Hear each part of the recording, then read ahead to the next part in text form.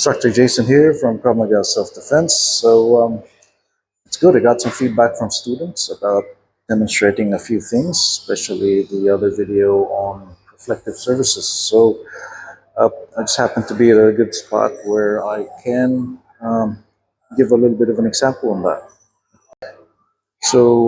Just switching up the video, we're on this little mall area, right?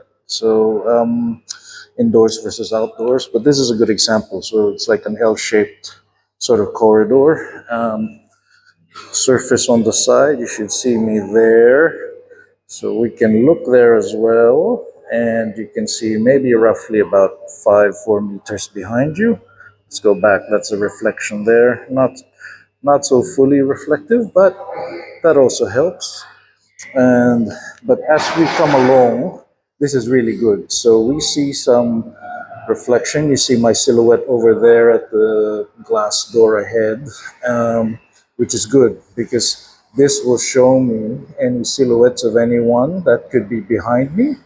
And let's say, as an example, we've been walking around outside this area and we've taken a few snapshots of someone and they've been consistently been in the last few snapshots that you have. And if they follow you in here, which is an enclosed area, that does raise the flag, the red flag, or alerts more because one, we don't really like being in an enclosed space, but let's see, if you do come in here and you know the area and it has an escape area, then it's also a good way to really catch them out if someone is following you or trying to attempt some badness on you.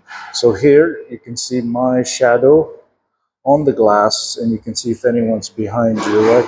And of course, we have this 90-degree turn, which is very good. So we can, like I mentioned before in the video, we take a wide turn on that 90-degree corridor. And as we've done the 90 degrees, we can quickly look to our left and look behind us just for that other additional verification of who's following. There's a bit of a dead end here because yeah, there's all these clinics and then there's a lift. But usually, if if you would choose a enclosed area or corridor like this where you want to utilize reflective surfaces, make sure it's a place that you know, you're familiar with. It will give you a good escape route.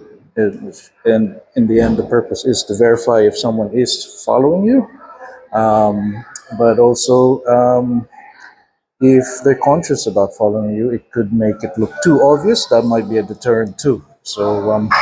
But specific to the area, just a good example of the using reflective reflective surfaces to increase your awareness as you're traveling.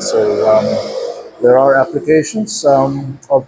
If I find any other areas, especially outdoors, that would help. This would really be good and helpful as well. I'll post it, and we can start analyzing stuff. Just moving out of the light there. Yeah, really tricky. So yeah, that's one way. So specific to this location, an area, this could be useful for, yes, the reflective.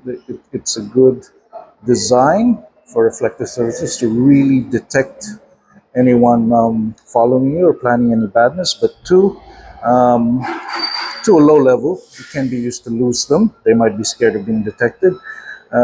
Three, and of course, choose someone with an escape route, because then you can then sort of, as you go through and verify that they are following, you can start escalating some tactical plans as well to get rid of them, to address it, or escape.